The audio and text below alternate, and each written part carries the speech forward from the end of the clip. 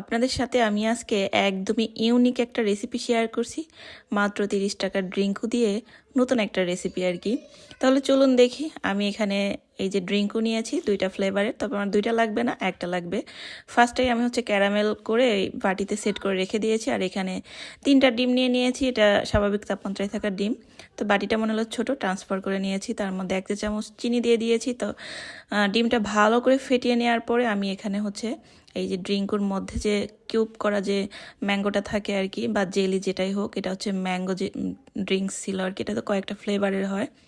তো এটা আমি আলাদা করে নিয়েছিলাম, যদিও আলাদা করার কোনো প্রয়োজন পড়ে না, তবে কেন জানি তখন আলাদা করে নিয়েছিলাম কি মনে করে। যাই হোক, পরে এভাবে কিন্তু আমি এই যে দিয়ে দিলাম। তো ভালো করে মিশিয়ে নেওয়ার পরে কিন্তু এই যে বাটির মধ্যে কিন্তু এভাবে সেট করে নিয়ে নিচ্ছি। পানি দিয়ে স্ট্যান্ড বসিয়ে দিয়ে বাটিটা দিয়ে দিলাম। তারপরে আমি 15-20 মিনিটের জন্য রান্না করে নিয়েছিলাম। তো নামিয়ে নিয়েছি। তারপরে এটা আমি নামিয়ে নেওয়ার পরে ফ্রিজে রেখে ঠান্ডা করে এখন কেটে কুটে পরিবেশন করার পালা। তো এটার রিভিউ দেই খেতে কেমন ছিল। পার্সোনালি আমার কাছে তেমন ভালো লাগে নাই, তবে এই যে ড্রিঙ্কুর যে একটা ফ্লেভার সেটা কিন্তু ছিল। তবে সবার মুখের টেস্ট একরকম না, আপনারা ট্রাই করে দেখতে পারেন কেমন হয়।